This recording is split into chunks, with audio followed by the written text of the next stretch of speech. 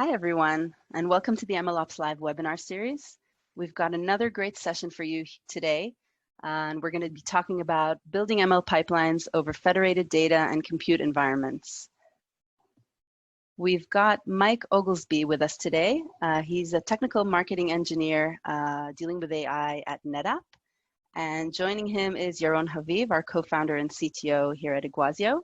And we'll be deep diving into how to construct an ML pipeline from heterogeneous data sources and compute environments. We'll talk about data replication and synchronization across cloud environments. We'll be answering the question, or more like bringing up the debate, about whether to bring compute to data or data to compute, and when you should do each one. And we'll talk a bit about data tiering and caching strategies to reduce costs. We will have a Q&A session at the end, so feel free to use the Q&A panel at the bottom of your screen to ask us any questions that you have throughout the presentation. And we'll be running 2 polls during the session today. We'd love to hear from you and hear a little bit more about where you stand on the different issues. We'll promise to share the results with everyone at the end. So we have now put you all on mute, and we'll be recording the session so that we can send it to you afterwards. So no need to worry about that. And without further ado, I will hand it over to Yaron Haviv, who will get us started. Thanks, Sahar. Thanks, everyone, for attending. So let's jump to the first slide. So before diving into the specific topic of the discussion, we all understand that in a machine learning pipeline, data is a critical part. After all, we're doing data science on data. And when we look into those pipelines, essentially we have multiple steps. We have the development phase of essentially taking data from a variety of sources, usually live data being snapshotted, and we create a training set. And we do data preparation, followed by training, validation, and then we create models, and those models need to connect to real data. And we have this data that is sort of lying there underneath and connects to our computation. The problem in reality is that this data is not really in a single pile. This data is in a bunch of piles. Next slide, Sarah. And why is it really in a bunch of data piles and not in one? So there are a bunch of reasons. One is data gravity and sovereignty and security and all of that. You know, there are many organizations that have on-premises infrastructure with petabytes of data, sometimes in structured databases, sometimes in Hadoop, in data lakes, in data warehouses, and it's not really feasible to just move everything to the cloud, not to mention some legal reasons of moving data between countries or customer proprietary data and healthcare records and things like that. Second reason is that usually when you go and work with a specific cloud provider, you would like to have data within the same cloud provider infrastructure. And sometimes different departments within the same organization, you know, some will use Azure for some for Office or for some other facilities. Some will use Amazon, some will use Google, and you may need to integrate data across those different cloud providers. It's sometimes too expensive to run a query in Amazon against sort of a big query on Google, just for transfer cost. The other thing is when we have on-premises or edge data, we may want to just push everything to the cloud. It's just not practical to push everything to the cloud. Communication is too expensive. Even with 5G introduction and all of that, people need to understand that 5G only improves the bandwidth at the metro regions. It doesn't dramatically change the bandwidth between the metro regions and the cloud provider or the central internet backbone. So that still means that we'll have those bandwidth challenges over time. And sometimes some kind of traffic requires real-time response. You're in a factory, you have to, or you're in a hospital, and there's you need to react to all sorts of healthcare indicators, you know, machinery that connects to patients. You want to, you don't trust the internet necessarily to pass your heartbeat to the cloud and decide if you're healthy or not. So we have all those reasons that essentially leads to data silos in different locations, different cloud providers. and different on-prem and edge locations. And next are.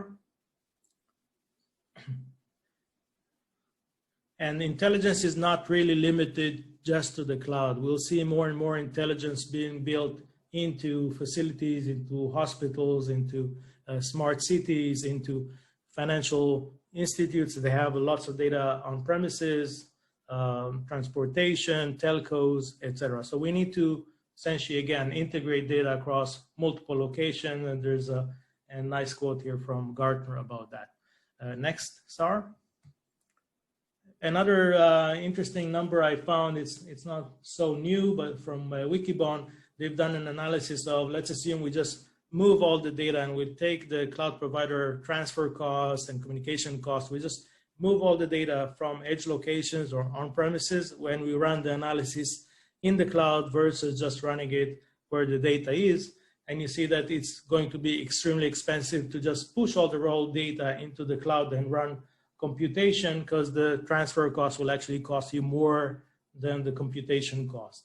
So even when you move data, and sometimes you have to move data around, you need to try and think about aggregating the data, downsampling data. You don't have to send to the cloud for training all the resolution of the data. You can create statistical analysis on data and send just the statistical analysis. You can deduplicate data, etc.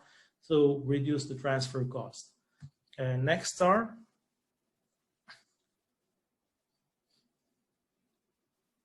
So how do we treat data today when we run machine learning? So first, there is sort of a segmentation today of data engineering and machine learning. Data engineering usually done today in Hadoop environments, Spark, etc. Data science and MLOps usually done on Kubernetes, where we, in the research part, we take data lake data, run some analysis, we generate a new data set, which is essentially becoming the training set for our machine learning workloads. Then we run training and evaluate the model.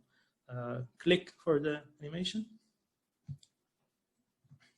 When we run the production pipeline, it's a re-engineered pipeline. Usually different people write it, sometimes different coding languages, etc., where we take real data, real events, we apply more like real-time stream processing and work with a variety of operational databases, cloud databases, Oracle, etc., as well as streams and events and HTTP APIs to data and all of that. We run data preparation. We generate an online feature set or online feature store, usually using key value stores like Redis, Cassandra, etc.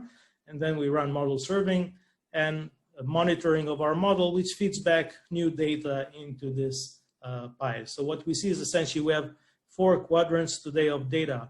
The machine learning part, the data engineering part, and those also have the offline or sort of the batch part and the real-time part. So it's becoming pretty complicated. Some of the key challenges are because those are separate pipelines, you won't end up with the same data or the same statistics on the analytics, and there will be difference in the accuracy when you're doing training, when you're doing serving, because it's essentially not the same data. So that's one of the parts. So, and think about taking that data and even replicating the same architecture with 4 silos into different clouds. So it becomes even more complicated, more challenging. Next, Sar. So the way that we see that is essentially, first you need to think about consolidating the online and offline feature processing and feature serving infrastructure. There's a lot of buzz today in the industry about unified feature stores, online, offline feature stores, and that's one of the things that you need to think about.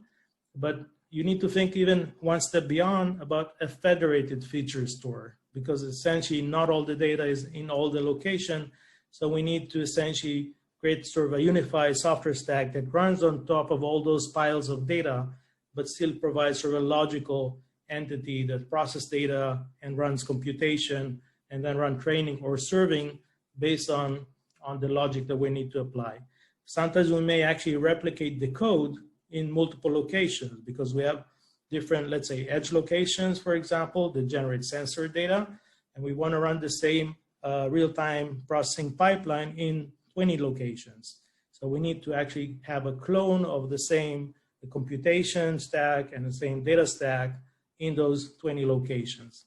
So that's one of the critical aspects. And the other critical aspect is to try and choose an infrastructure which is standard across the entire pipeline.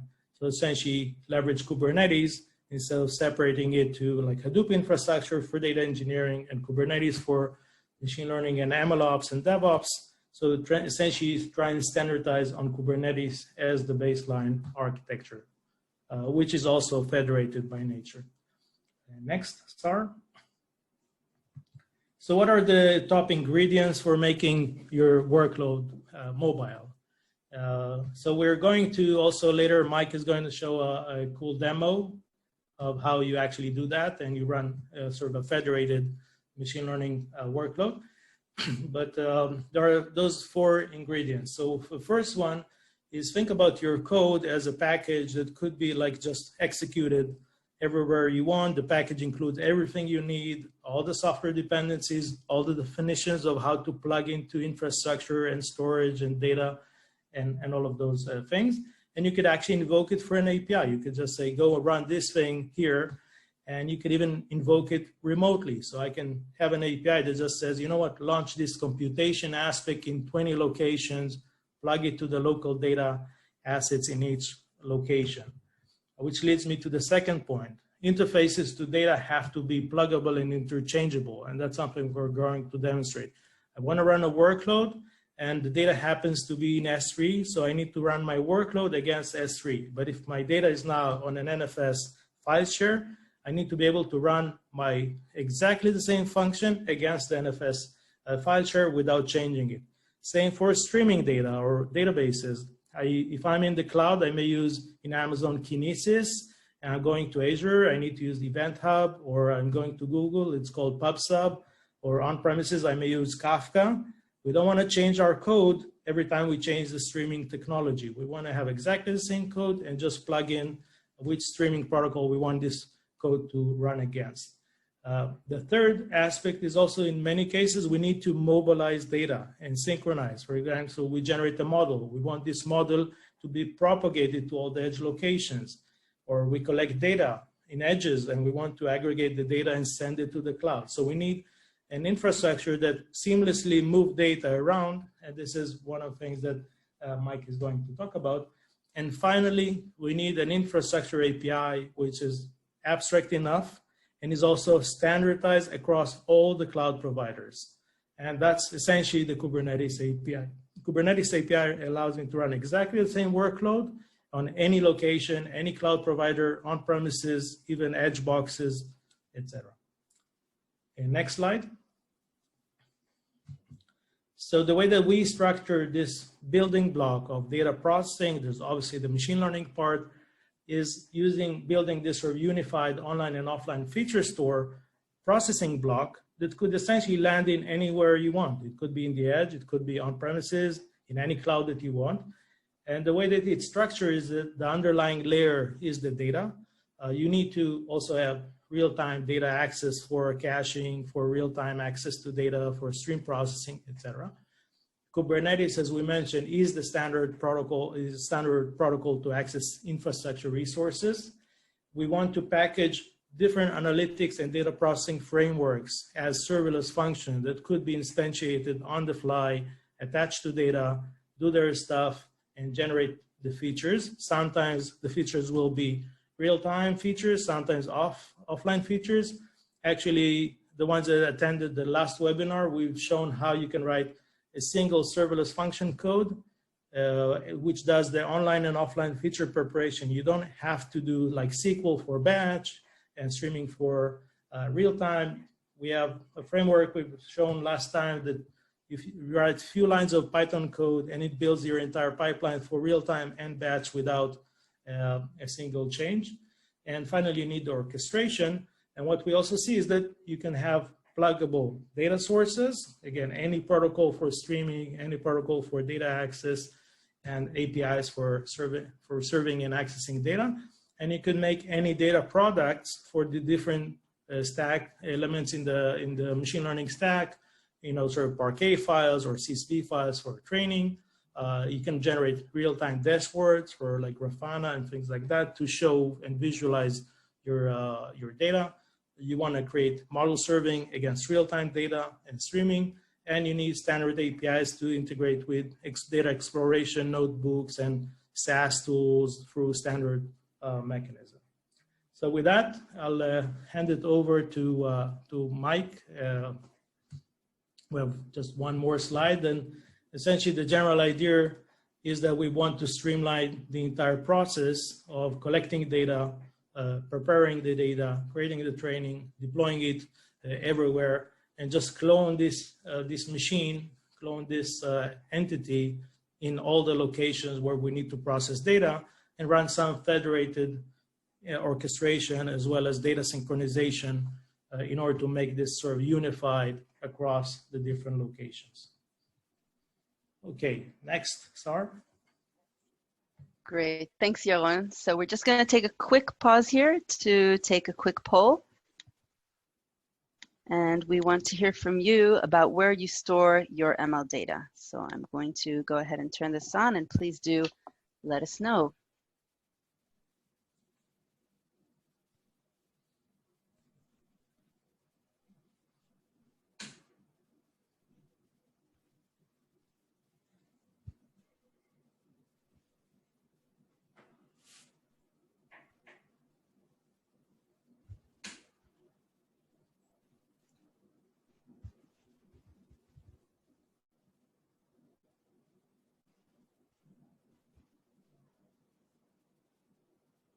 Okay, we'll give it 5 more seconds for anyone else who wants to participate.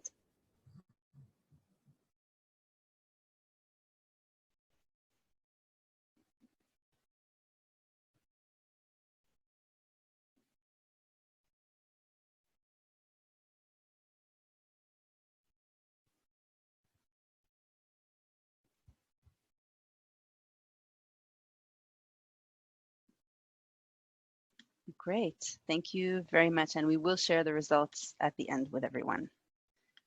So Mike, we will pass it over to you now to talk about Data Fabric for data science. All right, thanks, Sahar. So we can go ahead and go on to the next slide. So, data science relies on lots of data, right? And, Yaron touched on that a bit as he went through his slides, but I'm going to dive a little deeper into what the challenges are around that, and how those challenges can be addressed in a systematic and efficient manner. So there's lots of MLOps tools out there, right, that are solving the problems around getting data scientists up and running and facilitating experimentation and training, but there's an important data piece that's often missing or often needs to be plugged into those tools so that they can really be used to their full potential. And there's kind of 4 key features that we really need in the world of data scientists if as data scientists we're gonna be working quickly and efficiently to experiment and iterate and train our models. First we need read-write workspaces for our development, for our experimentation, and obviously we're going to need access to training data in those workspaces, and most of the time we're going to need to modify that training data, reformat that training data, manipulate it into the feature vector that we need to feed into our model to train it. And so we're going to need access to a read-write version of our training data that we can manipulate. Likewise, is AI, machine learning, data science moves into more highly regulated industries such as financial services, for example, data set to model traceability becomes imperative. It's really table stakes, as we deal with compliance and regulation in these industries. You know, if we're deploying a model to production and where it's making decisions in a production application in real time, you know, we need to be able to explain, you know, how that model was trained, what data it was trained on, you know, why it might be making the decisions it's making. And so we need full traceability from our data set to our the version of our model that we've deployed in production. You know, likewise, in enterprise environments, you know, data's all over the place, right? We've got different systems of record, data warehouses, data lakes. You know, the data's just not always right there, you know, in our environment where we're training our models and doing our data science. And so we need to somehow integrate these disparate data sources so that we can get the data to where it needs to be quickly and efficiently.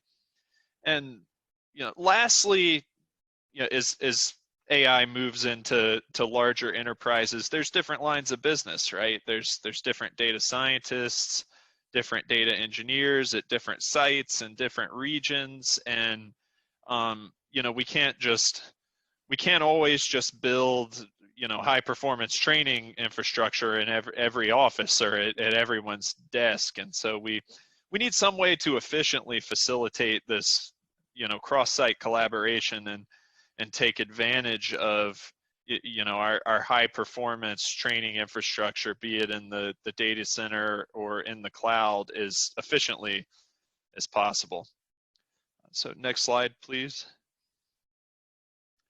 So to dive a little deeper into you know, these four key features here and how we're, you know, helping to enable them, I'll start off with data science workspace creation. So, you know, oftentimes, I guess I'll say too often these days, data scientists are kind of operating their own shadow IT, and that's really, you know, no knock on data scientists. You know, this is all very new, cutting edge stuff, and IT departments oftentimes want to help data scientists, but they're not equipped to. You know, the existing processes and platforms and tools just aren't designed for the, you know, the needs of the data scientists. So too often data scientists are left managing their own, you know, kind of shadow IT infrastructure, and the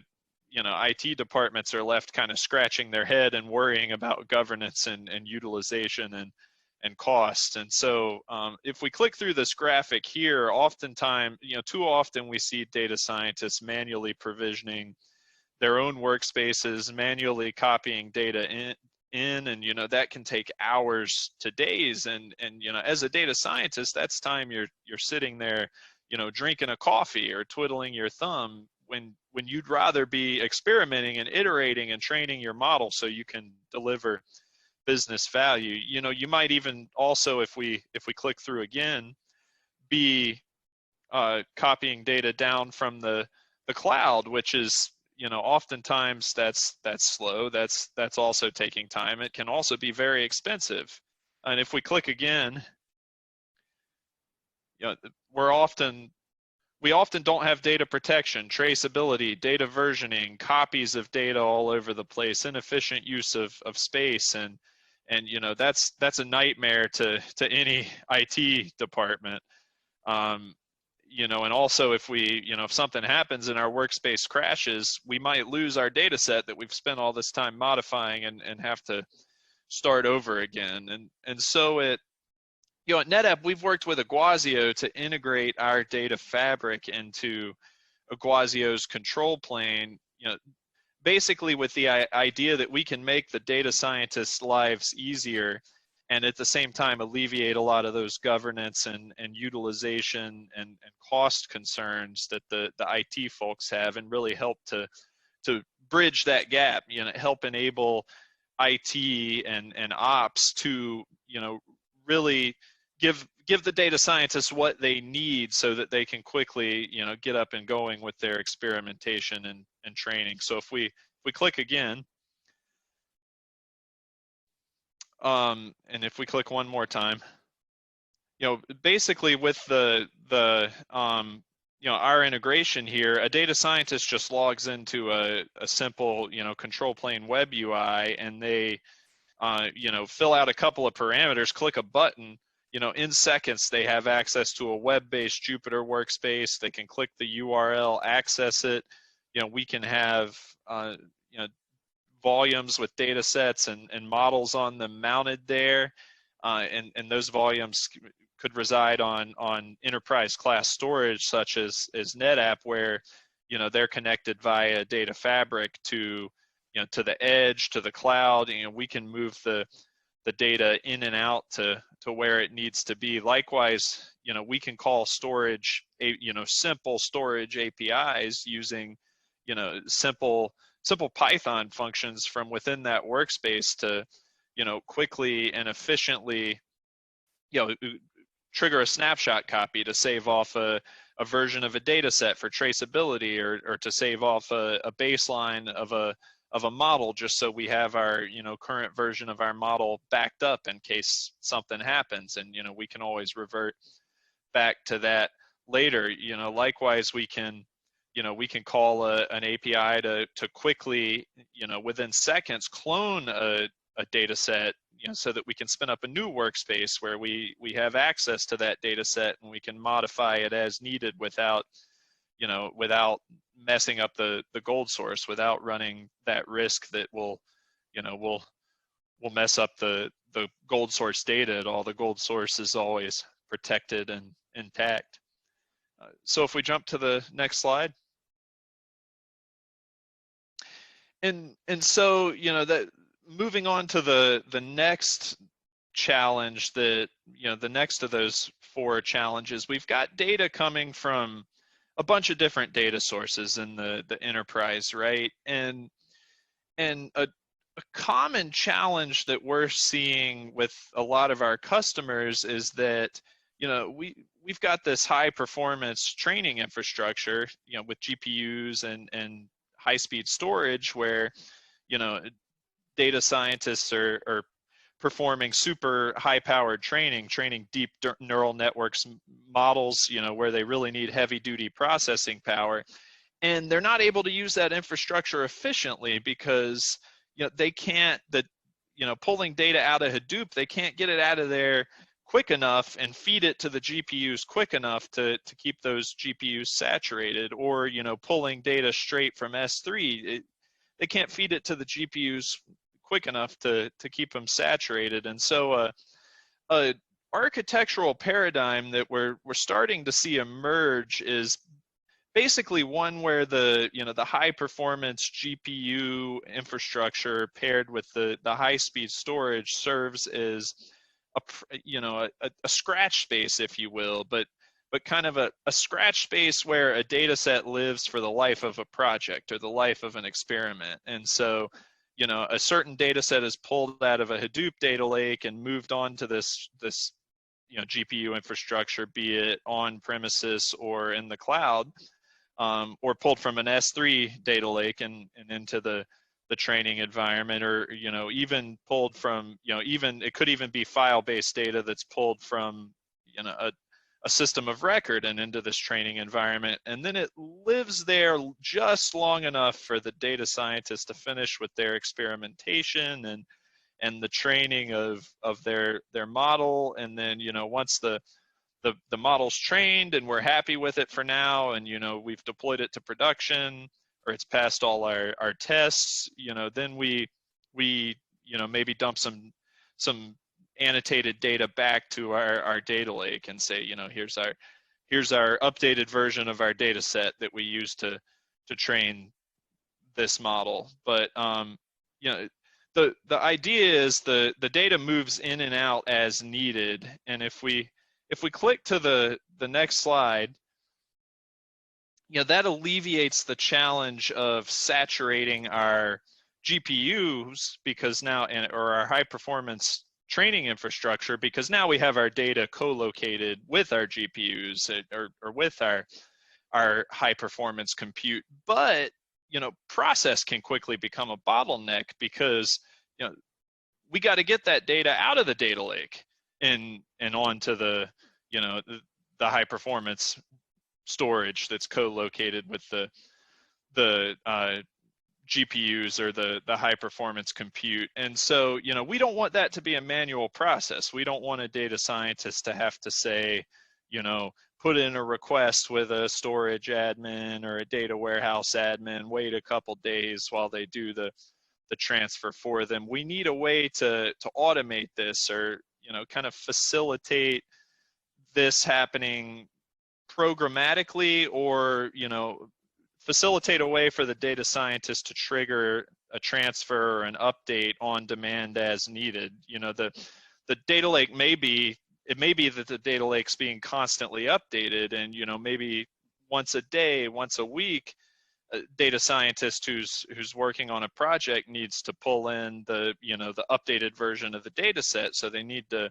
you know, trigger an update of that synchronization of data out of the lake and into their environment, and they don't want to have to wait, you know, 3 days for some sort of admin to do that for them every time. So, you know, what we've actually done at NetApp, working with Iguazio, is we have developed a Kubeflow pipeline operation that can run within an ML run pipeline that triggers the replication of data across environments using, you know, either of our data synchronization tools or platforms. And so that can be used to programmatically build a workflow that can be triggered on demand, or, you know, in batch, scheduled as part of a batch workflow, you know, where a step in the workflow actually, you know, triggers some synchronization of data across environments. And so, you know, it could be a workflow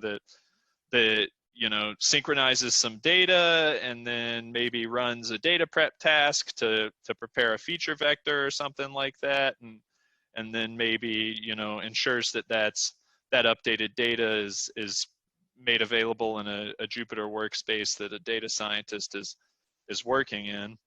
Likewise, we've also put together an example Jupyter notebook that shows how, you know, simple APIs could be called, you know, basically a simple Python function call in order to trigger the synchronization of data. So we could have, you know, a data scientist working in a Jupyter notebook, and, you know, they need to pull in an updated version of a data set from the data lake or from the edge. You know, they could just call this function real quick in a block of Python code in their notebook environment, and, you know, synchronize that updated data into a data volume that's co-located with the GPUs that's actually mounted in that notebook environment. And we're actually going to demo that here in a few minutes. But before we get to that, if we click to the next slide. So we can put all of this together to build a true AI as a service platform. So, you know, if we pair a data fabric with a robust, you know, MLOps control plane and framework like Iguazio, then, you know, we can always, you know, basically we can move our workloads across environments as needed, you know, as Yaron mentioned, and we can move our data across the data fabric as needed in a programmatic manner. And, you know, since Iguazio is running on Kubernetes and it adheres to all the Kubernetes standards, you know, if we have a Kubernetes storage driver, a CSI driver, for those who are familiar with CSI, we can always present our data to Kubernetes in a native format, so it can be consumed by any service or any process that's running on Iguazio. And at NetApp, we actually specifically use our Kubernetes storage driver called Trident to, you know, basically as an interface between our data fabric and you know, basically anything that the control, any job, any service that the control plane is orchestrating on top of Kubernetes. And then, as I mentioned, we can, you know, on demand call APIs, or, you know, programmatically as part of an ML run pipeline, call APIs to actually, you know, trigger data management tasks, or to move data across our data fabric. Or another example, you know, to save off near instantaneously a version of a data set, to clone you know, a data set or a model, really, you know, whatever data management task you might need to perform, you can incorporate that into any workflow, or perform it on demand from any workspace. And so with that, let's go ahead and move on to the next slide. And Sahar, I'll hand it back to you for this poll. Thank you, Mike. So we'll just run this quick poll. I know you're all anxious to get to the demo and ready to see some live stuff. So we do want to hear from you. All right, and so I'm going to demo the movement. You know, we're going to synchronize some data across environments, and then, you know, once we've done that, we're going to run some different AI related tasks against that data. So in this terminal here, I'm basically in a Linux host that has an NFS volume mounted on it. And, you know, so if we do an LS here, let's clear that so we don't have that message. If we do an LS here, we see, you know, we've got 4 files on this NFS volume. So this is just a Linux host, has an NFS volume mounted on it. It could be anywhere. Let's pretend it's in an edge data center. And you'll see we just, you know, we got a couple of text files here, test files. I've already synchronized those across. When we jump to the next screen, you'll see those there. But, you know, let's pretend, you know, this is an edge data center here, and maybe we're collecting some sort of text to speech here. You know, and we're saving that data to we're saving the text. Sorry, we're doing some speech to text, and we're saving the text to this NFS volume. And so we've got we've just got a text.txt file here where let's pretend we saved some text to this volume here. And then let's also pretend, you know, maybe this is an R&D shop of some sort, and we've got some scientists, you know, maybe dumping some measurement data, some scientific data to this volume here in this edge data center. And so we'll simulate that with the Iris data set here. Some of you may have come across the Iris data set before, basically just a measurement data set, and we'll simulate some scientific measurement data with that data set here. So we have all of this residing on this volume at our edge data center. So our remote site, our remote data center. Could be an R&D site, could maybe be a plant floor, could be a retail outlet, you know, anything like that. So if we jump over then to where our data scientists are working, so I have an Iguazio instance here running in AWS. So, you know, I'm running Iguazio right here on top of AWS, and let's pretend I'm a data scientist and I've kicked off the Jupyter service. So I've got Jupyter Lab open here, running on top of Kubernetes in AWS, facilitated by Iguazio. And I'm using NetApp Cloud Volume Service in AWS to provision high performance, you know, file-based storage for my Kubernetes environment. So I've configured the NetApp Trident Kubernetes storage driver, and I'm provisioning persistent volumes in Kubernetes from the NetApp, you know, using the NetApp Cloud Volume Service via that driver. And so I actually have a Cloud Volume Service volume, so let's call it a cloud volume, you know, here that that I've provisioned using, you know, native Kubernetes tooling, and I've got it mounted in this Jupyter Lab instance. So this is actually, you know, this NFS Trident vol folder here is actually a NetApp Cloud volume that I've got mounted in here.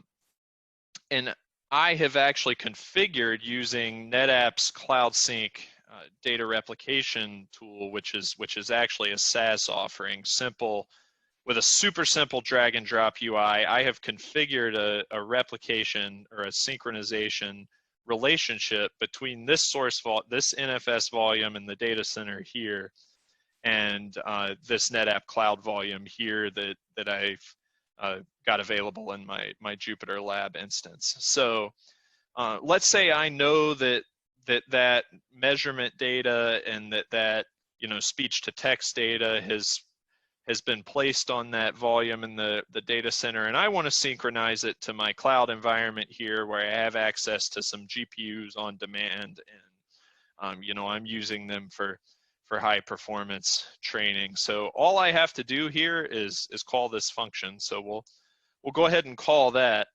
And just for a little bit of background, this notebook that I'm working in here is an example notebook that we put together at NetApp. It will soon be available on GitHub. The code for it's currently available in a document, and we can share the link to that. But basically, you know, it just defines a function that can then be called to call the Cloud Sync API to trigger an update for a specific synchronization relationship. And so all you need to give it is the relationship ID so that's the UUID for the relationship that you want to trigger an update for. So the relationship that you want to sync. And then you have to give it your API refresh token. That's all you have to do. You call it, and you'll see over here our Iris data set and our text.txt file have already showed up here. So they've been synchronized they've been replicated from our data center NFS volume to our cloud volume here. So let's start with the speech to text data. So let's open this up real quick.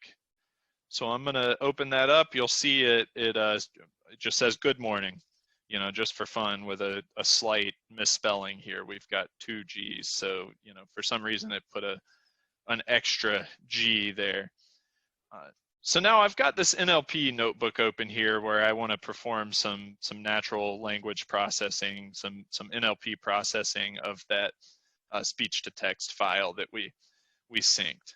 So, you know, this is just for fun, just to demonstrate the functionality, right? We've defined a function here, and basically it's gonna try to correct the text. It's gonna perform some sentiment analysis, and then we're just gonna translate it to Spanish. So let's run that, and you'll see it got rid of our extra G there. It performs our sentiment analysis, and it translates it to Spanish. So, you know, for fun, we could also translate it to French. Why not? So see, now we get bonjour instead of buenos dias. And so, you know, we can, the idea here is, you know, this is simple, right? And it's just kind of some fun, easy to demonstrate stuff. But the idea is, you know, we can synchronize our data across environments, and we can immediately, you know, we can trigger that ourselves, and then we can immediately get to experimenting with it. And so, you know, next let's jump over to that Iris data set. So if we open that here, you know, for those of you who haven't seen it, it's just a bunch of lengths and widths. It's just measurement data in centimeters, and we've got this feature analysis notebook open here. And, you know, basically what we're doing here is and Yaron, feel free to jump in to add some color to this, but we're just deploying a job to our Kubernetes cluster. It could be the one that we're running this Jupyter Lab instance on, or it could even be a remote cluster somewhere, let's say on an ONTAP AI in our data center or in another cloud. And So we've started here by printing out some documentation on the function that we want to run, this described function here. And then here we are gonna run this on the same cluster where we're running this Jupyter Lab instance on in this demo. And so we're gonna mount that same persistent volume here to just /data. And so that this is the same persistent volume that we're looking at right here in this Jupyter workspace. So we're gonna give this function, this job, access to the exact same volume, the exact same data that we have access to right here in our workspace. And we're just gonna, so it'll have access to it and it's gonna perform some feature analysis. So I'm gonna go ahead and kick that off. And maybe another point to highlight that we didn't really write code, and that's really emphasizing the code mobility aspect of serverless function.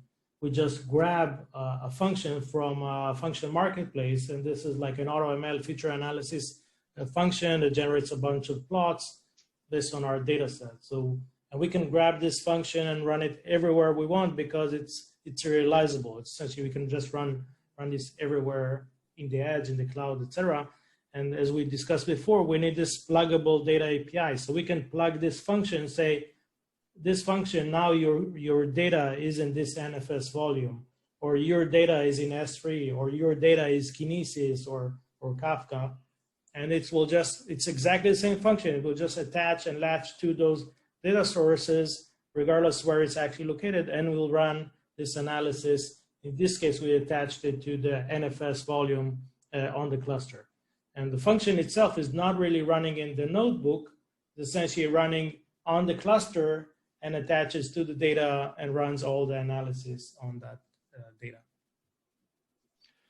And you'll see it actually dropped this plots folder here on our volume. So that showed up here after we ran the job. And if we jump in here, you'll see, it generated some CSV files and some plots that we can take a look at. So if we open one of them, it generated this correlation matrix here, kind of analyzing correlation between our features.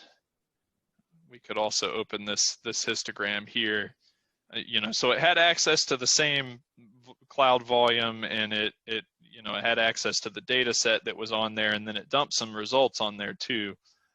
So if we needed to, we could now actually, trigger a synchronization of these results, either back to our data center or maybe to a different environment where we do something with them.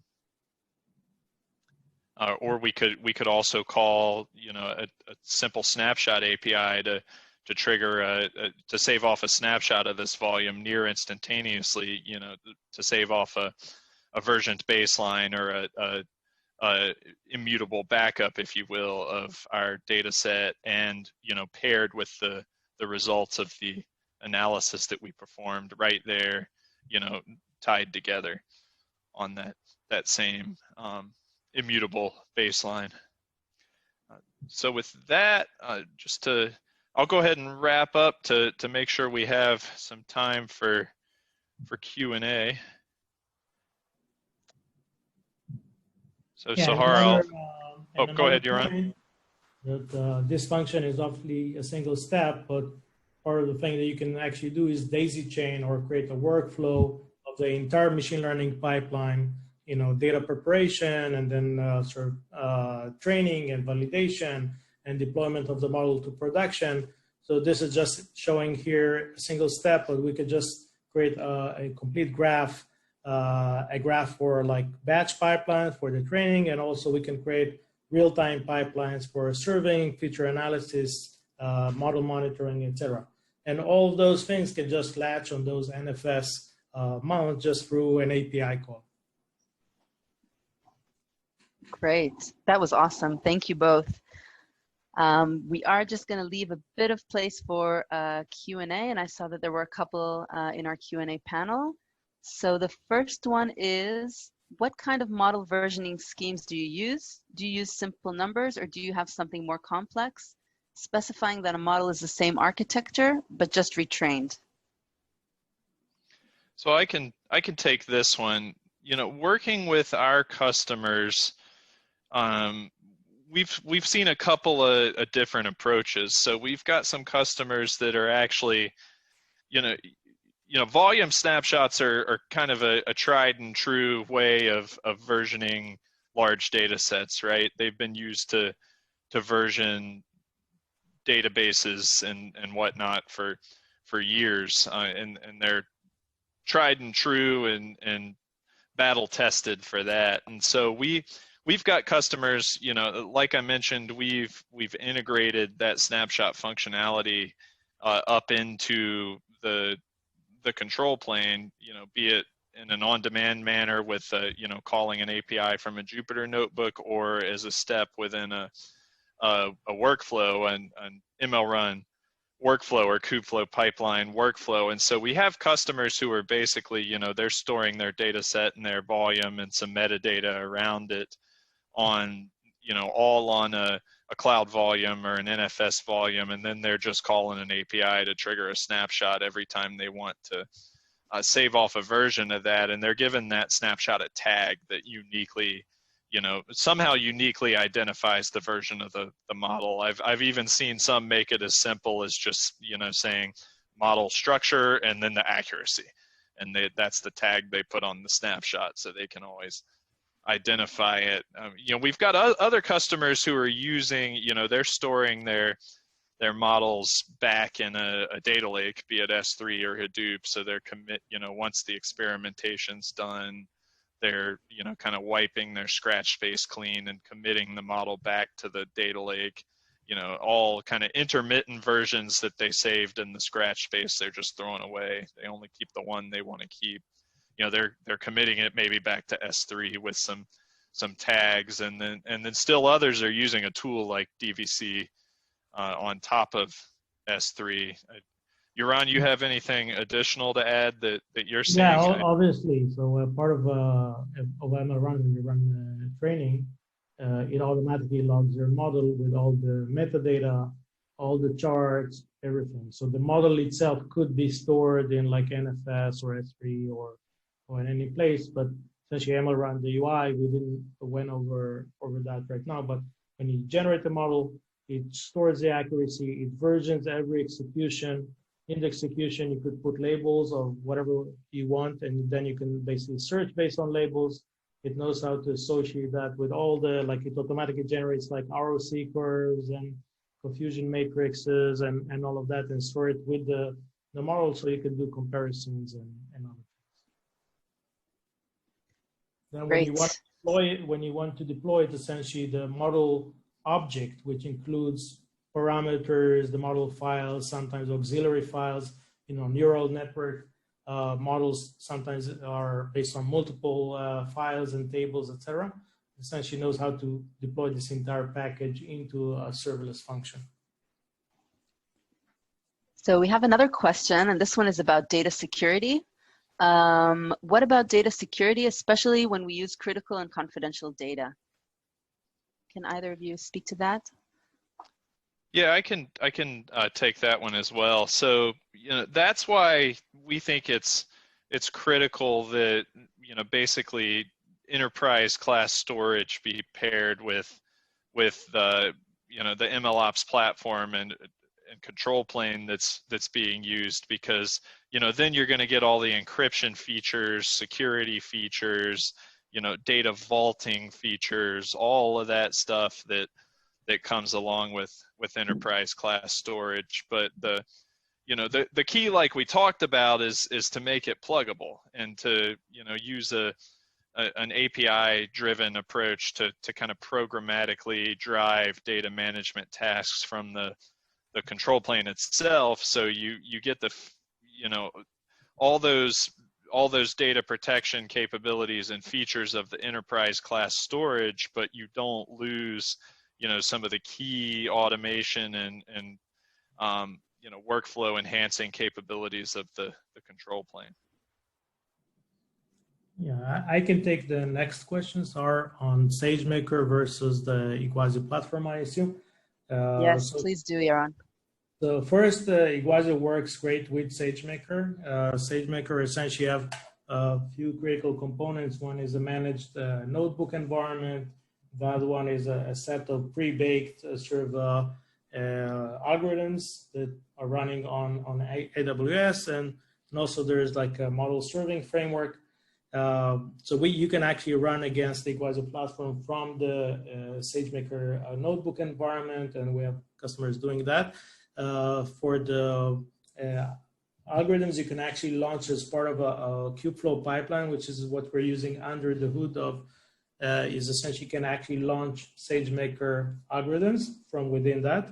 The advantages that you have on using Iguazio, first, it runs everywhere. You can essentially run experiments on your laptop, on premises, in Azure, in Amazon, etc. Exactly the same API. For example, you use SageMaker, the experiment tracking is limited to running within SageMaker Jupyter notebooks, so you cannot just wander around and still manage your experiment, whether it's production code, etc. The second thing is when you want to do something which is not part of the package algorithms in SageMaker, that's a bit of a challenge. In Iguazio, essentially, you take a piece of code and there is a serverless engine that converts your code to scale out workloads that can run distributed for deep learning, machine learning, data analysis, serving, etc. And then the last point in terms of like serving infrastructure and processing infrastructure, because of a lot of the parallelism and the performance optimization on our platform, you will usually land with a lot less virtual machines and a lot less cost, especially on like the serving layers or when you deal with the large scale data processing. Some of our customers have seen 80% reduction in cost. And by the way, NetApp is one of those customers. We've done a webinar with the NetApp Active IQ, which is the NetApp predictive analytics framework for managing all their infrastructure. And that's running on Amazon, and it was about 80% lower cost than running it on some native Amazon services because of all those performance optimizations. Excellent. So we are running out of time, and I did promise to show the poll results. So we will end the Q&A with that, and we invite you to join our Slack channel if you'd like to ask Yaron and Mike any additional questions, and just to keep the MLOps conversation going in general.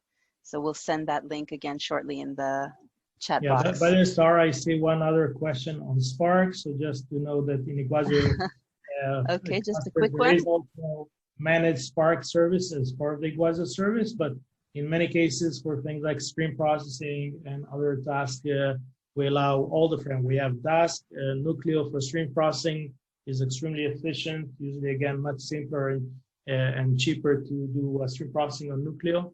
And also you have Dask for people that love Python, and you have Spark and Presto and the traditional Hadoop frameworks all running in the same place, fully integrated. That's a great point. And with that, we do invite you to visit our website on iguazio.com/MLOps. You'll find lots of more collaterals that have to do with MLOps. We've got industry thought leaders who are speaking about different challenges that they've faced and how they've overcome some of them, including Netflix, Spotify, and others. We also have a lot of blogs that we write on this topic, and of course the on-demand sessions, the previous sessions of the MLOps Live webinar series are all there waiting for you. And we will now share the results, exciting poll results. So the first question was, where do you store your ML data? And most of you are storing it on data warehouses. That's 32%. 23% said mostly on other databases, 24% mostly in object storage, and 21% mostly in file systems. So very interesting.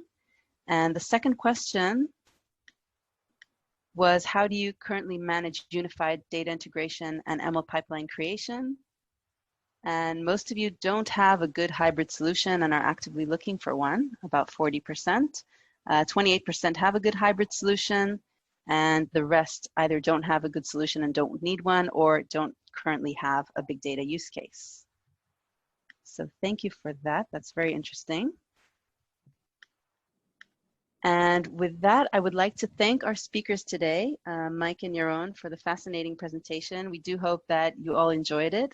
And we invite you again to join our community and continue the conversation about MLOps. We've got lots of MLOps practitioners, data scientists, and ML engineers who are actively speaking, sharing code on the Slack community.